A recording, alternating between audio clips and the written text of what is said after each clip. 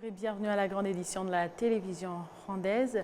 Le Premier ministre, le Dr Edouard Ngirente, invite les jeunes lauréats de la 14e édition de l'Académie d'éducation civique Indagamiwa à comprendre, même s'ils sont conscients de leurs droits sur ce que le pays leur doit, ils ont tout de même en retour des obligations pour leur patrie. Le Premier ministre a fait son savoir qu'en ce qui concerne les attentes du pays vis-à-vis des jeunes en général, c'est la bonne conduite et le mépris de la consommation des drogues et de l'alcool pour qu'ils puissent œuvrer pour le développement avec un esprit sain dans un corps sain. Le Premier ministre, le Dr Edouard Ngirente, d'ajouter donc que les jeunes dont le pays a besoin sont ceux qui travaillent pour leur développement et sont ceux que le gouvernement donc, en réserve de le soutien.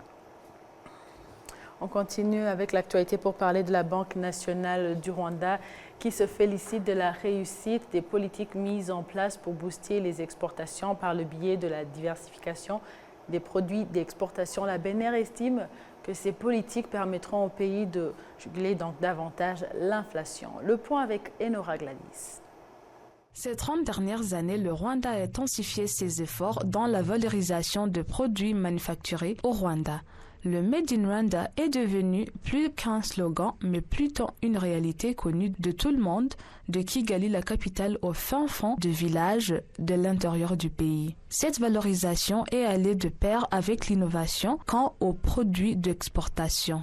En plus du tourisme traditionnel de merveilles naturelles du pays tels que le parc national riche en faune et en flore, le pays de mille collines a su développer aussi le tourisme religieux et la promotion de services. Kigali est aujourd'hui parmi les meilleures destinations pour les conférences et aspire à devenir un carrefour de services médicaux sans oublier le sport. D'après la Banque nationale du Rwanda, c'est cette diversité qui a permis au pays de résister aux chocs économiques mondiaux et de reprendre sa vitalité. Lorsque nous regardons la structure de notre économie, nous sommes encore dans une époque où on a encore besoin de beaucoup d'importations et cela joue et a un rôle, un impact négatif malheureusement encore sur la balance commerciale où nos imports sont plus, on a plus d'importations que d'exports, mais en revanche des différentes politiques mises en place pour non seulement accélérer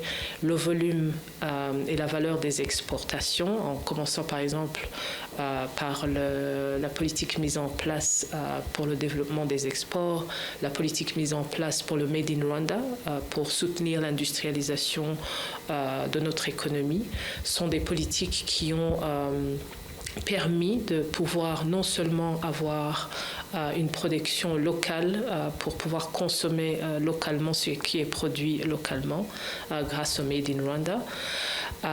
Deuxième chose, c'est lorsqu'on observe aussi la nature des exports qui est maintenant plus diversifiée. Je dirais qu'il y a peut-être 20 ou 15 ans, la plupart de nos exports, c'était le café, le thé et quelques minerais, mais maintenant on voit que des produits manufacturés font partie de nos exports. Tout ce qui est horticulture également et les services. Et donc nous pensons que les politiques mises en place pour justement diversifier ces exports vont nous permettre de réduire ce déficit de balance commerciale, mais ça prendra encore quelques années. Selon toujours la Banque centrale, la volonté politique, la détermination à aller de l'avant et le sens de la redevabilité, si privilégiés au Rwanda, continueront de donner un coup de pouce à l'économie rwandaise tout en lui dotant des armes indispensables pour résister aux éventuels chocs économiques mondiaux. Nous sommes dans dans un contexte global où aussi l'inflation au niveau mondial, comme nous l'avons montré, l'inflation se réduit également. Nous sommes maintenant, je pense, autour de 3 à 4% au niveau global. Au niveau du Rwanda, les derniers chiffres du mois passé montrent une inflation à 4,9%. Et donc c'est un taux d'inflation, je pense, qui est, je dirais pas acceptable, mais que nous pensons être optimal pour non seulement continuer à permettre plus d'investissement et de production dans notre pays, puisque justement les opérateurs économiques ne voudraient pas voir non plus qu'il y a des prix qui baissent pour leurs produits, ça les découragerait, mais aussi pour les consommateurs, je veux dire, les prix n'augmentent plus à un taux au plus de 10% que nous avons connu en 2022 et 2023, notamment après la guerre en Ukraine. Et donc, lorsque nous regardons dans les mois à venir, la stabilité des prix est aussi assurée, à moins qu'il n'y ait un choc externe sur lequel nous ne pouvons pas avoir de contrôle. Mais pour l'instant, nos données montrent que l'inflation va tourner autour de 5% pour les mois à venir jusqu'à la fin 2025. Pour 2024 et 2025, les projections économiques du Rwanda montrent que l'inflation globale devrait rester proche de 5% en raison de la diminution de l'inflation des produits alimentaires à mesure que la production agricole nationale revienne de plus en plus à un niveau normal. Enora Gladys pour la télévision rwandaise. Le Centre Autisme Rwanda intensifie une campagne de sensibilisation pour que tout le monde soit conscient du problème d'autisme qui est global. Après Kigali, ce centre vient de mener une telle campagne au district de Karongi à l'ouest du Rwanda. Les détails, c'est avec Jean Damascène Maneshim. Faire face au diagnostic, gérer les difficultés quotidiennes liées à l'éducation d'un enfant autiste peut entraîner une détresse psychologique et des niveaux élevés de stress, d'anxiété et de dépression chez les parents. Confirmer qu'un enfant est autiste nécessite une expertise qui nécessite davantage d'interdisciplinarité. C'est pourquoi le diagnostic nécessite non seulement des éducateurs, mais aussi des praticiens de la santé et des professionnels des domaines similaires. Les personnes autistes ont des symptômes différents et sont toujours aidées dans différentes manières. Les garçons sont plus prédisposés à l'autisme que les filles. Ces enfants ont des super capacités car certains d'entre eux vont dans les écoles classiques et ils excellent même. Certains d'entre eux peuvent aussi apprendre par eux-mêmes certaines choses comme la lecture, mais cela se produit lorsque le traitement commence plus tôt. Les parents, tout comme ceux qui prennent en charge les enfants autistes, sont d'avis qu'il faut intensifier la sensibilisation pour que tout le monde soit conscient de ce problème qui est global. Au terme d'une campagne de sensibilisation à l'autisme menée en district de Karongi à l'ouest du Rwanda, le Centre Autisme Rwanda se déclare optimiste quant à l'évolution des mentalités des gens sur l'autisme au Rwanda. On vient de passer une semaine à Karongi. Avec les activités des enfants autistes et la communauté de Karongi. On a été très très honorés de recevoir les enfants, les familles et les autorités qui sont venus peindre avec nous et contribuer au travail de Jérôme Toker qui a peint durant tout un mois ici à Kigali et à Karongi. La population, les familles qui sont venues peindre avec Jérôme Toker et les enfants, ils ont fait ce qu'on appelle des cubes de lumière. Les cubes de lumière, c'est la lumière pour sensibiliser à l'autisme, pour montrer que l'autisme existe au Rwanda et que ces enfants sont capables de faire quelque chose. Vous avez vu la beauté de ces cubes de lumière.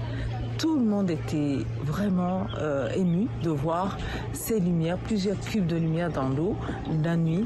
C'était très très très impressionnant. Quand on passait devant les hôtels, tout le monde se levait pour voir cette beauté dans l'eau. C'était quelque chose d'exceptionnel. Donc c'est pour montrer que ces enfants sont capables de faire des choses, sont capables, comme nous tous, de faire quelque chose pour notre pays, pour la promotion de quoi que ce soit. Vous avez vu l'eau de Karongi, le soir il n'y a rien qui se passe. Et hier, vous avez vu ce qui s'est passé. Tout le monde autour était là, regardez ça. Donc c'est pour sensibiliser à l'autisme, pour dire nos enfants sont capables. Et on a besoin de tout le monde, pour que cette action continue. Étant donné que le nombre de personnes atteintes d'autisme est en augmentation de nos jours, ceux qui suivent de près ce problème suggèrent qu'il y ait au moins dans chaque district un centre d'autisme avec des personnes formées à l'autisme afin qu'elles puissent donner des services en cas de besoin.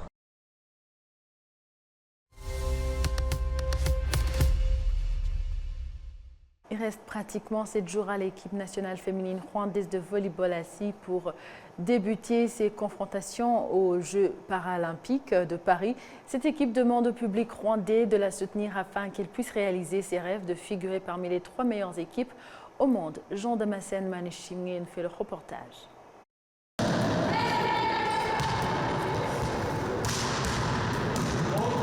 Une ambiance de compétition en couleur nationale. L'équipe féminine de Sitting Volleyball travaille jour et nuit pour être au point pour Paris et doit participer aux Jeux paralympiques de cet été. C'est bel et bien l'équipe rwandaise, mais elle ne représente pas seulement le pays des 1000 collines, mais aussi tout le continent africain, car elle est la seule qualifiée pour cette ultime compétition. L'entraîneur de cette équipe affiche l'optimisme malgré les adversaires de taille dans ce tournoi. The team is still new because the team started from 10 years ago and we fight with the teams have a long time in the competition. But till now our team in the L'équipe est toujours nouvelle. Il existe depuis 10 ans et est opposé aux équipes qui ont connu plusieurs compétitions. Notre équipe a des ambitions de se perfectionner davantage pour les Paralympiques de Los Angeles et nous avons besoin de bons résultats dans cette édition. Nous savons que nous serons face aux équipes fortes. À commencer par le Brésil, la première équipe au monde, le Canada, deuxième, et la Slovénie, une bonne équipe aussi expérimentée. Notre équipe est encore jeune, mais a la chance de lutter pour obtenir de bons résultats. But our players are still young, have a chance to fight, have a chance to do good results. Confiante en elle-même, les joueuses de l'équipe rwandaise affichent une grande ambition d'aller le plus loin possible dans ces Jeux paralympiques et demandent au public rwandais de s'unir derrière elle pour avoir de meilleurs résultats. icyo twakwizeza abanyarwanda surtout ku bakurikira imikino yacu bazi urugendo rwacu kuva Brésil, Tokyo kugera tugiye kujya Paris. Ce que nous dirions à ceux qui nous suivent, sachant surtout notre parcours depuis le Brésil, Tokyo et maintenant Paris, nous avons changé notre placement mondial. Il y a eu des changements et ces Paralympiques de 2024 nous poussent à travailler davantage pour figurer dans les 3 meilleures équipes du monde. Nous voulons dépasser la phase des poules et continuer. C'est notre 3e participation aux Paralympiques. Nous demanderions aux Rwandais de nous soutenir moralement et de suivre nos matchs. muri morale gukurikirana imikino yacu kudufana ibyo nasaba abanyarwanda. Si l'équipe représente tout le continent africain, cela lui demande de lutter de façon acharnée, un esprit que l'entraîneur essaie d'insuffler dans ses joueuses. Pour moi, c'est la 4e participation aux Jeux paralympiques. J'ai surtout joué avec l'équipe égyptienne. Chaque fois, j'y allais pour m'imposer aux autres. Et c'est ce que j'ai dit à mes joueuses. On n'y va pas pour nous amuser. Nous y allons pour gagner et nous devons lutter pour ça. Et nous devons faire du bien pour le Rwanda, surprendre ainsi tout le monde. Nous allons lutter et je pense que nous y parviendrons. I hope we can do that. Faustina Ouimoué est la plus jeune joueuse de l'équipe. Inspirée par la bravoure, la fraternité et le sang d'entraide de ses grandes sœurs, elle se déclare ravie de participer à une compétition mondiale pour la 2e fois. ibintu mbigiraho ni byinshi cyane yaba mu mikinire no mu bijyanye n'ubuzima busanzwe. J'apprends beaucoup de mes grandes sœurs. C'est moi la plus jeune. Je les ai observées et elles travaillent beaucoup. Elles s'entraînent régulièrement avec un esprit d'unité et s'entraident mutuellement. Pendant la pause, nous échangeons des connaissances. À celle qui accuse certaines faiblesses, on lui donne des conseils pour surmonter cette faiblesse. Notre capitaine nous donne des conseils. Elle nous montre régulièrement la ligne à suivre en nous aidant à corriger ce qui ne convient pas. Nous exhorte à fournir des efforts et nous conforme aux exigences de l'entraîneur.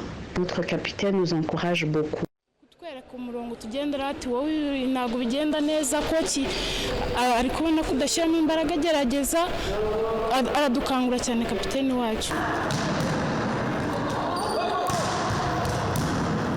C'est pour la 3e fois que l'équipe rwandaise de Sitting Volleyball participe aux Jeux paralympiques. Actuellement, l'équipe féminine rwandaise de Sitting Volleyball occupe la 5e position au niveau mondial et la première sur le continent africain. Jean Damascène Manishimwe pour la TV rwandaise.